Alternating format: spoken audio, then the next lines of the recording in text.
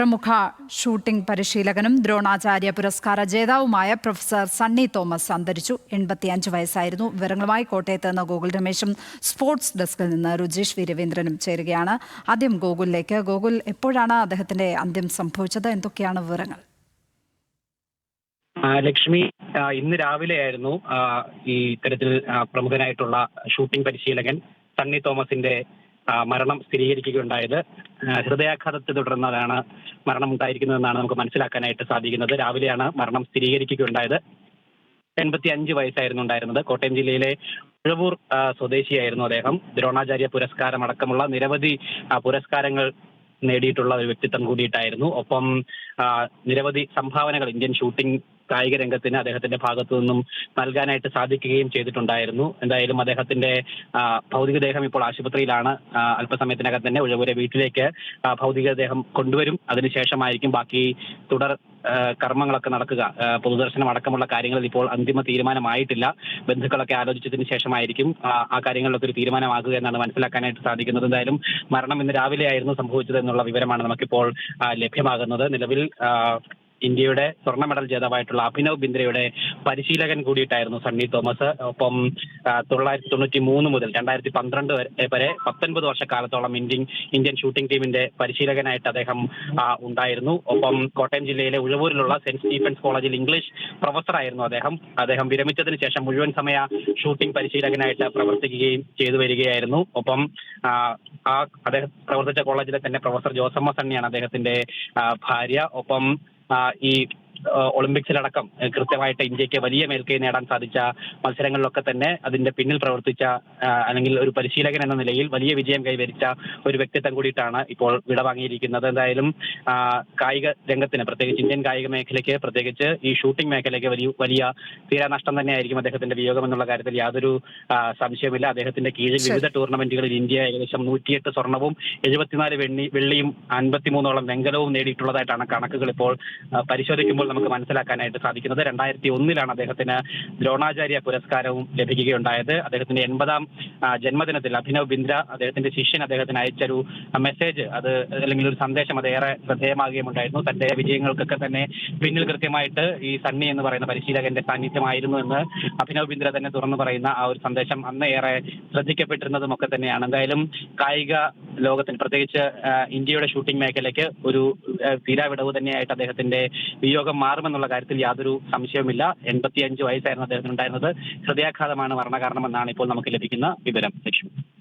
ഗോകുൽ രമേശാണ് കോട്ടയത്ത് നിന്ന് വിവരങ്ങളുമായി ചേർന്നത്. ഇപ്പോൾ സ്പോർട്സ് ഡെസ്കിൽ നിന്ന് രുജീഷ് വി രവീന്ദ്രനും ചേരുകയാണ്. രുജീഷ്, ഇന്ത്യയുടെ കായിക ഭൂപടത്തിൽ കേരളത്തിന്റെ പേര് അതിഗംഭീരമായി അടയാളപ്പെടുത്തിയ ഒരു പ്രതിഭയാണ് വിടവാങ്ങുന്നത്.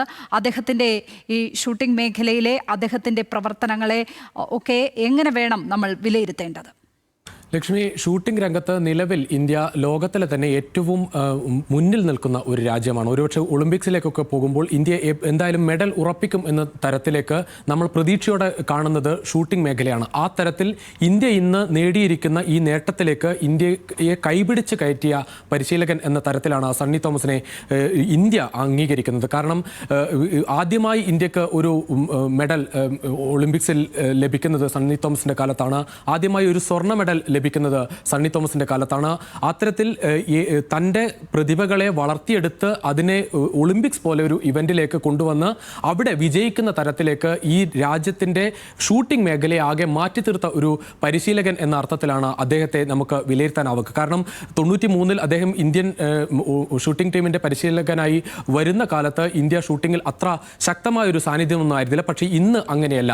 ആ ഒരു ചെറിയ ഒരു പരിശീലകൻ എന്ന കാലയളവ് 19 വർഷം മാത്രമാണെങ്കിൽ അദ്ദേഹത്തിൻ്റെ മെഡലുകളുടെ ടാലി പരിശോധിക്കുമ്പോൾ അത് ഒരുപക്ഷെ അസാധ്യമായ തരത്തിൽ അത്രമാത്രം പ്രതിഭകളെ വളർത്തിയെടുത്ത ഒരു പരിശീലകനാണ്. അത്രയും പ്രതിഭകൾ, നേരത്തെ ഗോകുൽ സൂചിപ്പിച്ചതുപോലെ അഭിനവ് ബിന്ദ്രയൊക്കെ സ്വർണം നേടി എന്നത് മാത്രമല്ല, ഒരു സ്വർണത്തിലേക്ക്, ഷൂട്ടിങ്ങിലൊക്കെ ഒരു സ്വർണത്തിലേക്ക് എത്തേണ്ടതിന് എത്രയോ വർഷത്തോളം അവർ ആ പരിശീലനത്തിൽ മികവ് പുലർത്തേണ്ടതുണ്ട്. അദ്ദേഹത്തിൻ്റെ പിന്തുണ, അദ്ദേഹത്തിൻ്റെ ഉപദേശങ്ങളൊക്കെ തനിക്ക് ഒരുപാട് ഗുണമായിട്ടുണ്ടെന്ന് എക്കാലവും അഭിനവ് ബിന്ദ്ര അടക്കമുള്ള ഇതിഹാസ ഇതിഹാസ താരങ്ങൾ ഓർത്തെടുക്കുന്നുണ്ട്. ആ തരത്തിൽ വേണം സണ്ണി തോമസിനെ നമ്മൾ ഓർത്തെടുക്കേണ്ടത്. അതോടൊപ്പം ഇന്ത്യയിലെ പരിശീലകരെ ആകെ മാറ്റിമറിക്കുന്നതിൽ ഈ കേരളത്തിൽ നിന്നുള്ള പരിശീലകരാകട്ടെ ദേശീയ തലത്തിലുള്ള പരിശീലകരാകട്ടെ അവരുടെ പരിശീലന രീതികളിൽ വരുത്തിയ മാറ്റങ്ങളിലൊക്കെ സണ്ണി തോമസ് സാറിന് ഒരുപാട് സംഭാവന രാജ്യത്തിന് നൽകിയിട്ടുണ്ട്. ആ തരത്തിൽ രാജ്യത്തിൻ്റെ വിവിധ ഭാഗങ്ങളിൽ ഈ ഷൂട്ടിംഗ് റേഞ്ചുകളിൽ കൃത്യമായ പരിശീലന മുറകൾ ഉണ്ടാക്കുന്നതിലൊക്കെ അദ്ദേഹത്തിൻ്റെ ഉപദേശം എല്ലാ കാലത്തും ഇന്ത്യക്ക് നേട്ടമായിട്ടുണ്ട്.